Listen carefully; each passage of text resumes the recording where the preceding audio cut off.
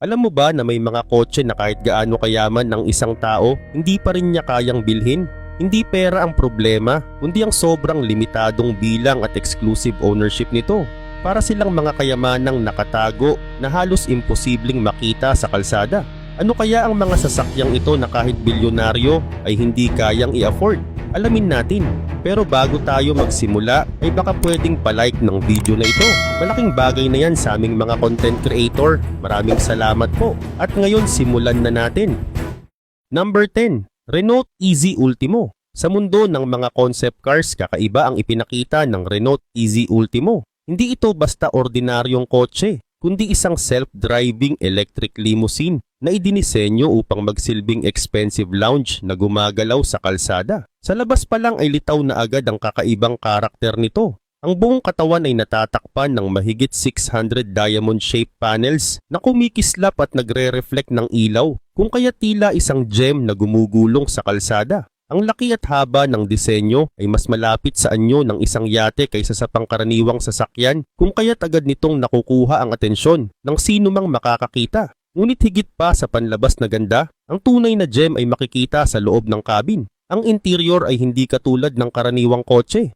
Sa halip, para itong private executive lounge na puno ng marangyang detalye. Binalot ito ng marble, wood paneling at malambot na leather na sinabayan pa ng warm lighting na maaring hinaan o lakasan ayon sa gusto ng pasahero. May rotating armchair na nagbibigay ng flexibility, isang malambot na bench seat para magpahinga, at isang panoramic glass roof na nagbibigay ng bukas at maliwanag na pakiramdam habang nasa biyahe. Ang karanasang ito ay parang pagsakay sa isang maliit na moving suite na ginawa para sa lubos na ginhawa at exclusive experience. Kahit napakalaki ng disenyo, 3 tao lamang ang kasya rito. Ang limitadong bilang na ito ay hindi kakulangan kundi bahagi ng konsepto, na bawat biyahe ay dapat maging pribado at hindi siksikan.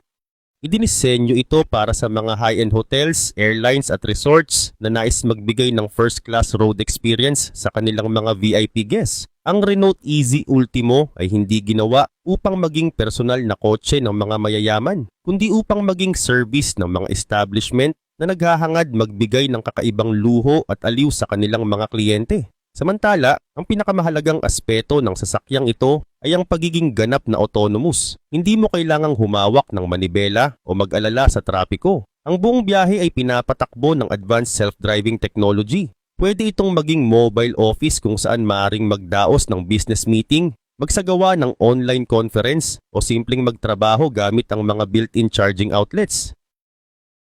Number 9. BMW Gina Light Visionary Model. Noong 2008, ipinakilala ng BMW ang isang concept car na hindi maikukumpara sa iba. Tinawag nila itong BMW Gina Light Visionary Model. Hindi lang ito basta eksperimento. Ito ay radical plan kung paano pwedeng baguhin ang pananaw natin sa sasakyan. Imbes na gawa sa matitigas na metal gaya ng karaniwan, ang katawan nito ay nababalot ng isang elastic na tela na mahigpit na iniunat sa magaan na frame na gawa sa aluminum at carbon fiber. Ang kakaibang ideya na ito ang nagbigay daan para makagawa ng sasakyang hindi nakapako sa isang hugis, kundi kayang mag-iba batay sa pangangailangan. Sa unang tingin, hindi mo iisiping kotse ang Gina, para itong may sariling buhay. Ang mga ilaw sa harap ay nakatago kapag hindi ginagamit.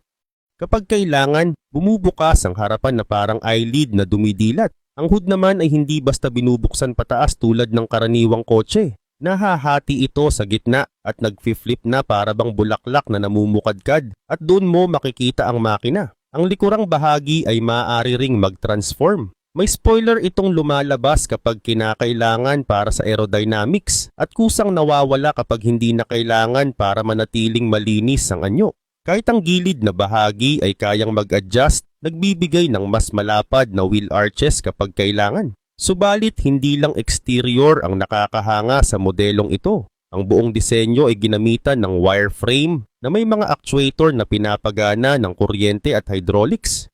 Dahil dito, nagbabago ang itsura ng kotse sa isang pindot lang. Parang may kakayahang mag-adjust depende sa sitwasyon. Mas aerodynamic sa mabilis na takbo, mas matibay ang anyo kapag kinakailangan. Ang teknolohiyang ito ay hindi lamang external gimmick, kundi praktikal na paraan para gawing mas epektibo ang disenyo ng kotse. Sa loob, hindi pa rin nagtatapos ang kakaiba. Ang kabuuan ng interior ay balot din ng parehong tela tulad sa labas. Ang dashboard, mga controls at iba pang bahagi ay hindi nakapako sa isang anyo. Lumilitaw lamang ang mga ito kapag kailangan. Ang mga upuan ay nagbabago ng hugis para maging mas komportable. Ang headrest ay kusang lumalapad o lumiliit depende sa driver. Ang gear lever ay hindi parang karaniwang bakal na nakatusok. Sa halip, ito ay tila unti-unting lumilitaw mula sa ibabaw ng tela. Parang isang organic material at hindi manufactured. Kapag hindi ginagamit, halos hindi mo ito mapapansin. Number 8, Audi Icon. Ang Audi Icon ay isa ring concept car na ipinakita ng Audi noong Frankfurt Motor Show Year 2017.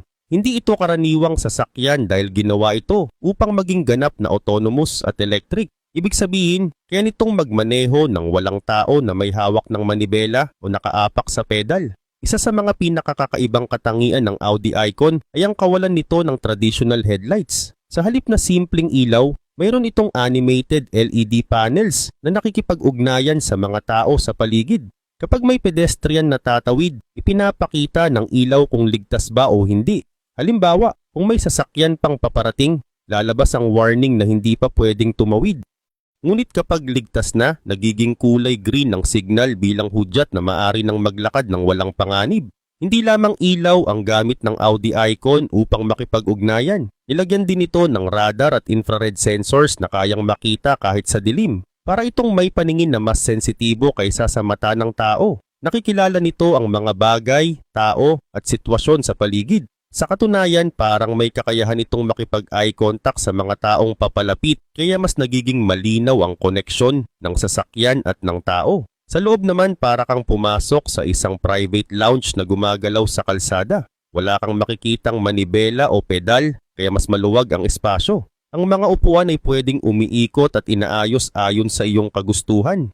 Mayroon ding touchscreen console na nagbibigay ng kontrol sa lahat ng kailangan mo. Dahil dito hindi na kailangan ng stress habang nasa biyahe. Kung nais mong magpahinga o matulog, pwede dahil ang kotse mismo ang bahalang magmaneho. Samantala pagdating naman sa performance, nilagyan ito ng high-capacity electric battery na nagbibigay ng biyahe na napaka-smooth at napakatahimik. Parang dumudulas lang ito sa kalsada na para bang nakalutang. Ngunit hindi lang ito tungkol sa kaginhawaan. Binuo rin ito gamit ang sustainable materials. Kaya hindi lamang luxury ang dala nito kundi may kasamang malasakit sa kalikasan. Number 7, Aptera Launch Edition. Hindi ito karaniwang kotse na nakikita natin sa kalsada. 3 gulong lang ang gamit nito, 2 sa harap at 1 sa likod. Ngunit sa likod ng simpleng anyo, nakatago ang revolutionary technology na kayang baguhin ang paraan ng ating pagbiyahe. Ang Aptera ay hindi nangangailangan ng gasolina at hindi rin ito umaasa lang sa charging station. Ang buong disenyo nito ay ginawa para sulitin ng araw. May mga solar panel na nakalagay sa ibabaw at sa iba't ibang bahagi ng katawan. Kaya bawat sinag ng araw ay nagiging dagdag na lakas. Dahil dito may kakayahan itong bumiyahe ng hanggang 40 miles sa isang araw nang hindi kinakailangan ng kahit anong external charging. Ibig sabihin para sa maraming tao, sapat na ang lakas ng araw para sa pang-araw-araw na pagpasok sa trabaho o simpleng biyahe sa lungsod. Kapag fully charged naman gamit ang kuryente, mas lalong kahanga-hanga ang kayang i-reach nito. Ang kabuuang range ay umaabot ng 400 miles. Sa madaling salita, isang beses lang mag-charge at kaya mong bumiyahe mula Maynila hanggang Baguio ng ilang ulit bago ito maubos. At kung sakaling hindi maaraw, pwede pa rin itong isaksak sa kahit anong ordinary outlet. Hindi mo na kailangan ng espesyal na charging equipment para ito'y gumana. Maliban sa mga nabanggit, isa rin sa mga dahilan kung bakit napaka-epektibo ng Aptera ay ang disenyo nitong napakagaan at aerodynamic. Ang katawan ay gawa sa kombinasyon ng carbon fiber at fiberglass, mga materials na parehong matibay at magaan. Dahil dito, mas kaunti ang enerhiyang kailangan para umandar kumpara sa ibang electric car. Ang hugis ng sasakyan ay parang hinati ng hangin mismo, kung kaya't halos dumudulas ito sa kalsada. May drag coefficient itong mas mababa kaysa sa halos lahat ng sasakyan sa merkado ngayon, na dahilan kung bakit napakatipid nito sa enerhiya. Sa bilis naman hindi rin ito nagiging late, kaya nitong umarangkada mula 0 hanggang 60 miles per hour sa loob ng mas mababa sa 6 seconds. Number 6, Minivision Nex 100. Sa unang tingin pa lang makikita agad ang kakaibang disenyo nito, makintab, makabago at parang galing sa science fiction. Ngunit hindi lang ito tungkol sa itsura. Dahil pinagsasama nito ang advanced technology, intelligent design at bagong pananaw tungkol sa kung paano gagamitin ng tao ang sasakyan sa mga darating na taon. Isa sa pinakakapansin-pansin na ideya ng konseptong ito ay ang konsepto ng shared mobility. Sa halip na personal ownership, nakikita ng Minivision Nex 100 ang hinaharap kung saan ang kotse ay magiging bahagi ng isang community fleet. Ang ibig sabihin, hindi na kailangang magmay-ari ng sariling sasakyan ng bawat tao. Sa halip, pwede nilang i-book ang kotse gamit ang isang app at kusa itong pupunta sa kanila gamit ang autonomous driving. Sa oras na dumating ito, nakaset up na ang lahat ayon sa personal na kagustuhan ng gagamit, mula sa posisyon ng upuan hanggang sa music at temperature sa loob. Bukod dito, ang exterior design ng Minivision Nex 100 ay hindi matigas at permanenteng katulad ng tradisyonal na sasakyan. Gumamit ito ng flexible materials na kaya mismong magbago ng hugis. Dahil dito nababawasan ang drag at mas nagiging aerodynamically efficient ang kotse. Sa madaling salita, kusang nag-a-adjust ang katawan ng sasakyan para mas bumilis at mas makatipid sa enerhiya. Dagdag pa rito, ang itsura ng kotse ay pwedeng magbago depende sa mood ng driver. Isang feature na tinatawag na blank canvas exterior ang nagbibigay daan para sa personalized color at pattern na pwedeng mag-iba araw-araw.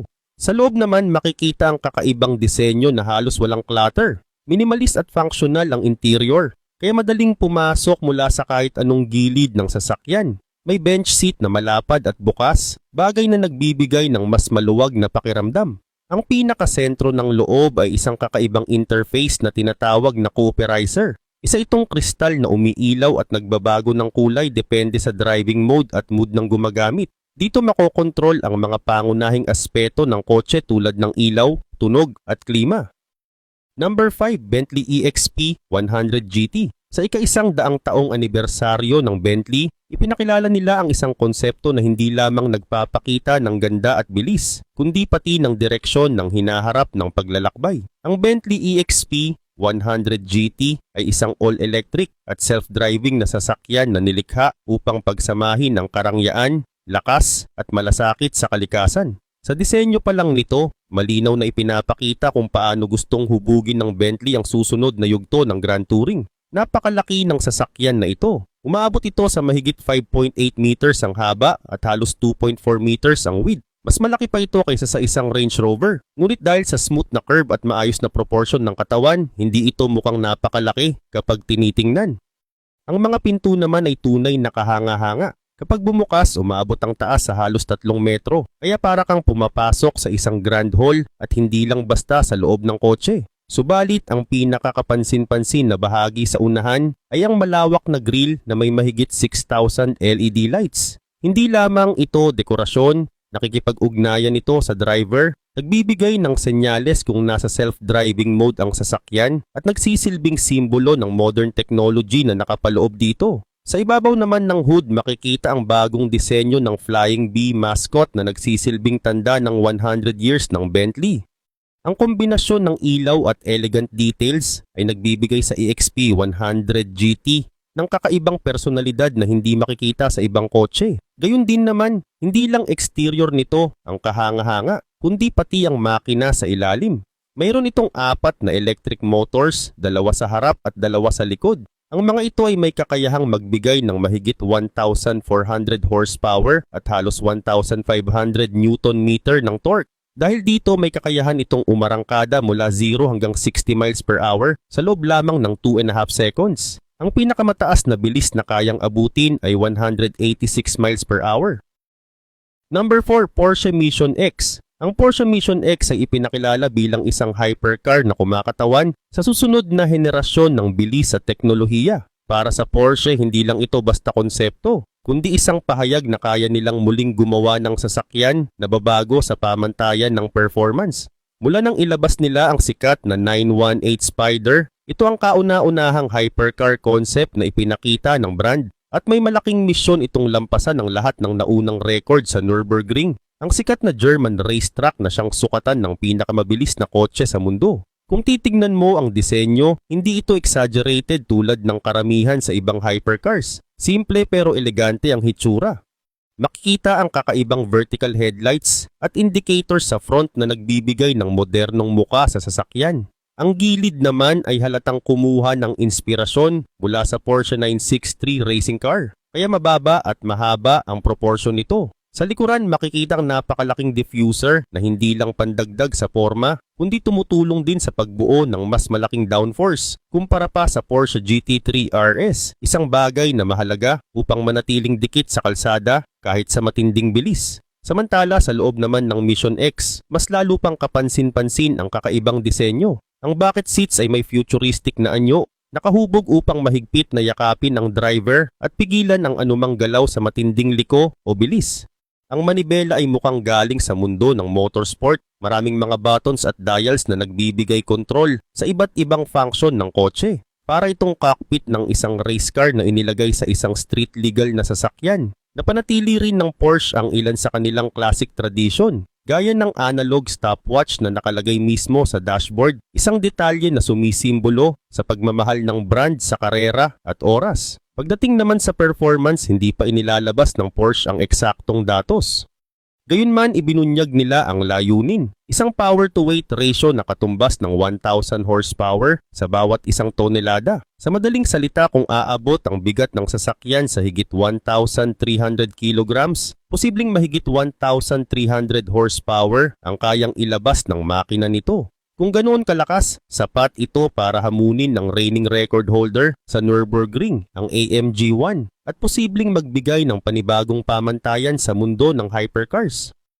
Number 3. Audi Skysphere. Isang kakaibang konsepto ng sasakyan ang ipinakita ng Audi sa pamamagitan ng Skysphere. Ito ay hindi lang basta kotse, kundi isang bagong pananaw kung paano maaaring magbago ang anyo at gamit ng sasakyan depende sa pangangailangan ng nagmamaneho. Sa isang pindot lang ng button, nagbabago ang buong anyo nito. Maaari itong humaba at maging isang elegant grand tourer na bagay para sa mahahabang biyahe kung saan ang kotse mismo ang nagmamaneho para sa iyo. Pero kung nais mo namang maramdaman ang totoong bilis at excitement ng pagmamaneho, maaari itong lumiit at bumaba ang taas, nagiging isang sporty at driver-focused roadster. Sa loob ng cabin, nagbabago rin ang itsura depende sa mode na ginagamit. Kapag nakapili ka ng autonomous mode, nawawala ang manibela at mga pedal at umaatras ang upuan ng pasahero para magbigay ng mas maluwag at comfortable space. Para itong nagiging isang lounge sa loob ng sasakyan kung saan pwede kang mag-relax habang ang kotse mismo ang umaasikaso ng lahat. Ngunit kapag manual mode ang pinili, bumabalik ang mga kontrol at umaabante sa tamang posisyon. Ang buong layout ng interior ay nagiging parang cockpit na dinisenyo para ibigay ang buong atensyon at kontrol sa driver. Ang disenyo ng Skysphere ay kombinasyon ng makabagong teknolohiya at classic inspiration. Ayon sa mga designers ng Audi, kinuha nila ang inspirasyon mula sa isang roadster na nilikha noong 1931, ang Porsche 853.